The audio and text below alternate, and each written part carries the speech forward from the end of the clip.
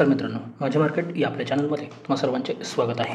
या व्हिडिओमध्ये आपण येणारा जो आठवडा आहे म्हणजेच 9 ते 13 जून या दरम्यान निफ्टीचं किंवा ओव्हरऑल मार्केटचं कामकाज कशा पद्धतीने राहू शकतं, त्याबरोबरच निफ्टीचे महत्त्वाचे रेजिस्टन्स आणि सपोर्ट, बँक निफ्टीचे महत्त्वाचे रेजिस्टन्स आणि सपोर्ट काय असणार आहे हे आपण पाहणार आहोत।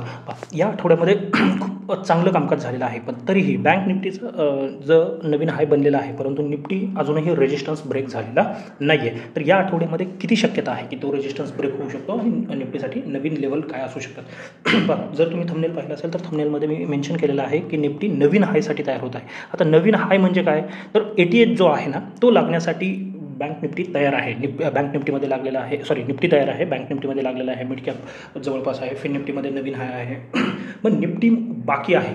मग याच्यासाठी एकच कंडिशन आहे आणि ती कंडिशन असणार आहे 25,150। लक्षात घ्या, 25,150 हा जो रेजिस्टन्स आहे, खरं तर 120 आहे, तुम्ही 20 पॉईंटचा तो झोन पकडून चालू शकता। 25,150, 25, 120, 150 ही जी रेंज आहे, जर ब्रेक झाला आणि त्याच्यावरती निफ्टी सस्टेन करू लागेल तर नक्कीच आपण नवीन हायसाठी तयार होत आहोत आणि 1000 पॉईंटची मुवमेंट अगदी फास्ट आपल्याला पाहायला मिळू शकते। कदाचित या वीकमध्ये नाही येणार, आपण 26,000चं किंवा 26,150चं किंवा 26,200चं टार्गेट या आठवड्यासाठी नाही ठेवणार आहोत फायनल, पण फायनल टार्गेट अगदी त्याच्या जवळ पोहोचणारं असू शकतं या आठवड्यासाठी।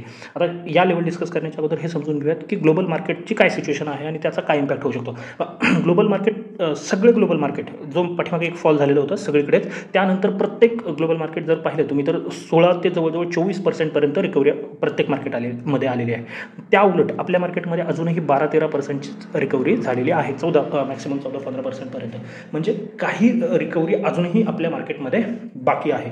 ग्लोबल मार्केटचे सगळे फॅक्टर न्यूट्रल म्हणू शकतो आपण, खूप पॉझिटिव्ह नाही आहेत आणि खूप निगेटिव्ह नाही आहेत। आपल्यासाठी सगळ्यात महत्त्वाची जी घटना घडलेली आहे ना ती आहे RBI पॉलिसी, जी अपेक्षित नव्हतं। RBI पॉलिसीमध्ये सगळ्यांना अपेक्षित काय होतं, 0.25 बेसिसने कमी होईल किंवा 0.25%ने कट होतील रेट, पण झालं काय, ते झाले 0.50।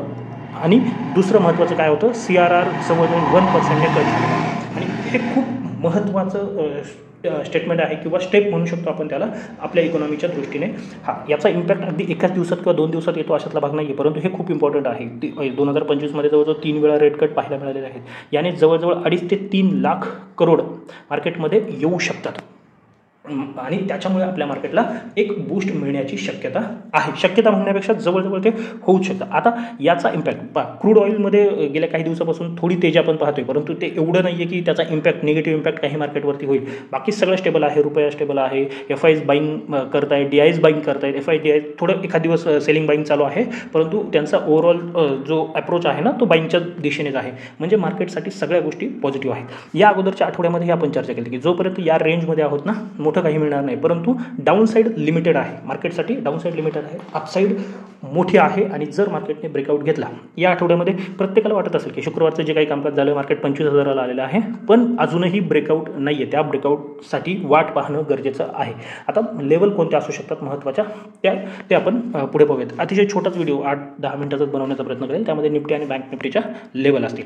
महत्त्वाचं काय आहे, सोमवारी किंवा मंगळवारी 25,120च्या वरती कमीत कमी 1 तास, बेटर काय असू शकतं तर वन डे क्लोजिंग आलं पाहिजे, पण कमीत कमी 1 तासाचं क्लोजिंग। जर तुम्ही PCR रेशो वगैरे पाहिलं तर खूप चांगला आहे। PCR जर पाहिलं ना तुम्ही तर सध्याला 26,000 आणि 24,000 या 2 लेवलवरती हायेस्ट आहे, म्हणजे जरी पाहिलं गेलं तसं तर दोन्ही बाजूला जवळजवळ 1000 पॉईंटची रेंज मार्केटमध्ये दिसते। डाऊन साईड सुद्धा 1000 जाऊ शकतं आणि अपसाईड सुद्धा 1000 जाऊ शकतं, पण अपसाईडचा बायस जास्त आहे मार्केटमध्ये। डाऊन साईडसाठीच्या लेवल आता डिस्कस करतो, पण त्या अगोदर अपसाईडच्या लेवल पाहूयात। याच्यावरती जसं 1 तास आपण बंद होऊ किंवा 1 दिवस जर बंद झालं ना तर आपण 26,000साठी तयार होत आहोत, हे लक्षात ठेवायचं आहे। 26,000 लगेच येतील का, थोडी शंका आहे, पण नक्कीच याच्यासाठी तयार होत आहोत। आणि जर याचा एक इम्पॅक्ट लक्षात ठेवा, जर मार्केट इथे बंद झालं, निफ्टी बंद झाली ना, तर बँक निफ्टीमध्ये चांगली रॅली येऊ शकते, म्हणजे बँक निफ्टीचे जे टार्गेट आहे ना तुम्ही अजून 4-5%ने वाढवू शकता।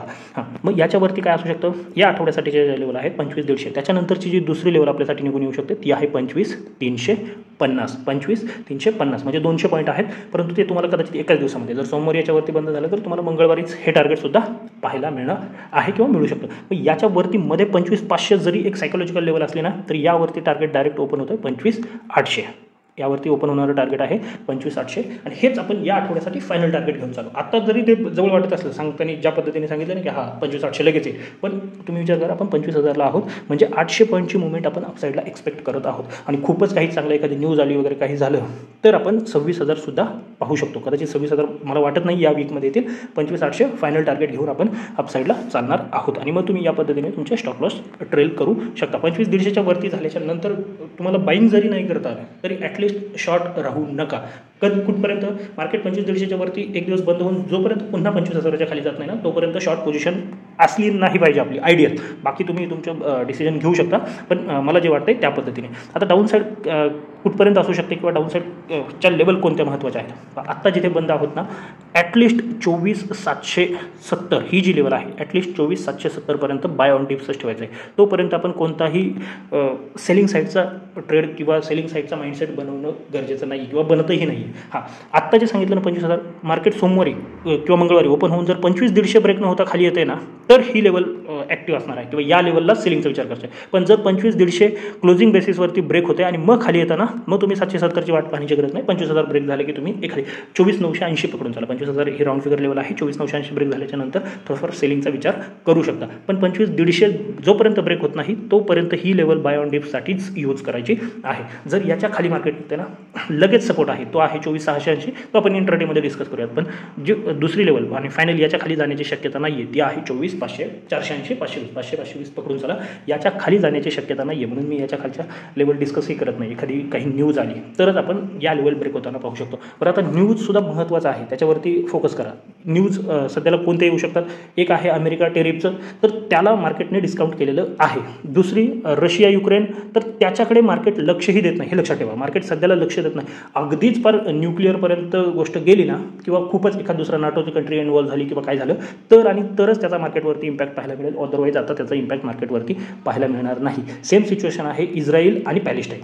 इथे सुद्धा आता खूपच काही झालं बाकीच्या कंट्री जर इन्व्हॉल्व झाल्या तरच त्याचा मार्केटवरती इम्पॅक्ट पाहायला मिळेल. अदरवाईज मार्केटवरती त्याचा इम्पॅक्ट पाहायला मिळणार नाही आहे. हे लक्षात ठेवायचं नाही तर छोटी मोठी काहीतरी न्यूज येईल आणि लगेच तुम्ही त्या पद्धतीने पोझिशन बनवाल होणार नाही आहे. आता शुक्रवारी कामकाज करताना बघा एक गोष्ट झाली. एक 5 मिनिटाची जर कॅन्डल पाहिली अपसाईडला गेलं मार्केट आणि अचानक खाली आलेलं आहे. ते का झालेलं होतं जे काही आपण म्हणतो ना ते अगोदर अकोमोडेटिव्ह जे होतं ना आपला स्टान्स तो न्यूट्रल केलेला होता. पण त्यानंतर ज्या काही न्यूज आले किंवा CRR 1% केला कट केला तर त्यानंतर बऱ्याचशा गोष्टीमध्ये मार्केटमध्ये वरती गेलं. बऱ्याच जणांनी हाच स्टान्स पकडून ठेवला की हा न्यूट्रल केला म्हणजे थोडं निगेटिव्ह आहे मार्केटसाठी आणि बऱ्याच जणांनी इथे पोझिशन एक्झिट करून शॉर्ट साईडच्या पोझिशन बनवल्या आणि त्यांना नंतरून ट्रॅप करण्यात आलेलं आहे. तसं होऊ देऊ नका. फक्त एखादा पॉईंट पकडून ती न्यूज निगेटिव्ह किंवा पॉझिटिव्ह हे ठरवू नका. बँक निफ्टीसाठी निफ्टीसाठी आपण अपसाईडचाच विचार करणार आहोत. डाऊन साईड थोडं जरी तुम्हाला वाटलंच की याच्या खाली निघते मार्केट कोणत्याही कंडिशनमध्ये तर 50% क्वांटिटीनेच ट्रेड करा. कारण का कधी एक अपसाईड आपल्याला पाहायला मिळू शकते. खाली गेलं तर शक्यता कमी आहे. अपसाईड सध्याही 70-80 पॉईंट गिफ्ट निफ्टी आपल्याला वरती दिसते. दाऊ पॉझिटिव्ह आहे बाकी पॉझिटिव्ह आहे.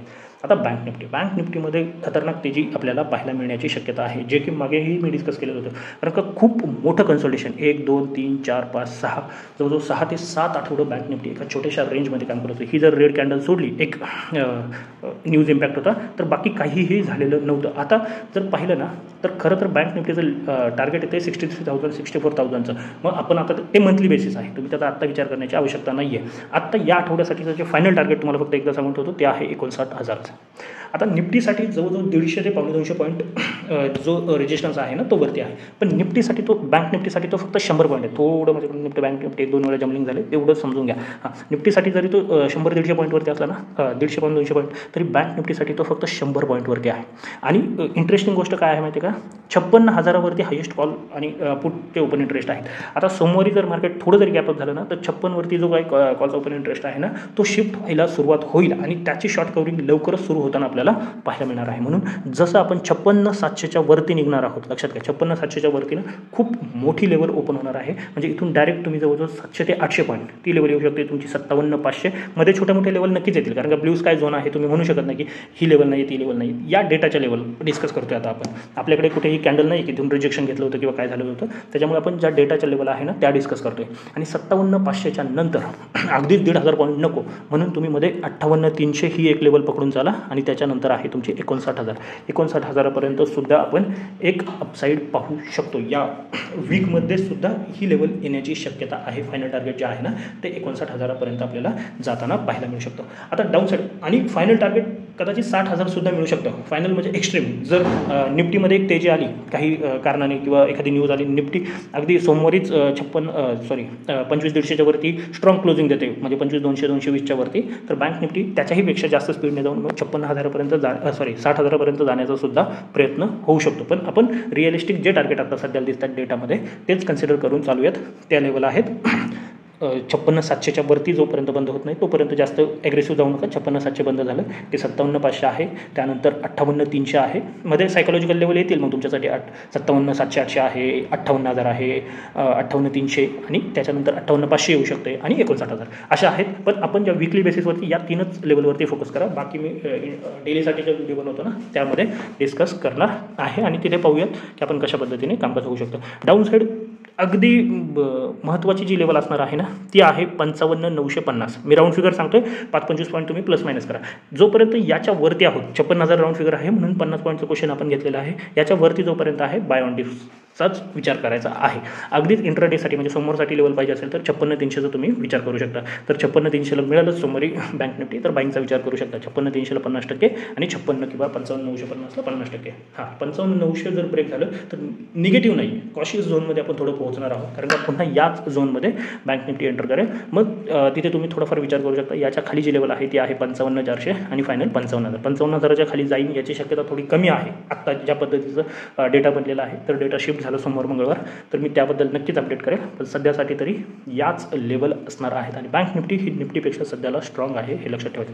दुसरा एक स्ट्रॉंग इंडेक्स आहे तो आहे मिड कॅप. मिड कॅपविषयी मी नेहमी सांगतो, परंतु व्हिडिओ मोठे होतात त्याच्यामुळे मला ते बनवणं शक्य होत नाही आणि किती लोक मिड कॅपमध्ये ट्रेड करतात हेही मला माहिती नाही. तर तुम्ही कमेंटमध्ये तसं सांगा. बऱ्यापैकी लोक असतील तर आपण मिड कॅपसुद्धा डेली ॲनालिसिसमध्ये आणि विकली ॲनालिसिसमध्ये ॲड करण्याचा प्रयत्न करू. आणि सगळ्यात महत्त्वाचं, बरेच जण पाहत आहेत परंतु लाईक कमेंट करत नाही, त्याबरोबर सबस्क्राईब करत नाही, त्यामुळे आपल्या चॅनलची जी ग्रोथ आहे ना ती थांबलेली आहे. तर तुमच्याकडून जेवढं शक्य होईल तेवढं लाईक कमेंट आणि सबस्क्राईब करायला विसरू नका. तर आजच्यासाठी एवढं. धन्यवाद. जय हिंद, जय महाराष्ट्र, कीप ट्रेडिंग.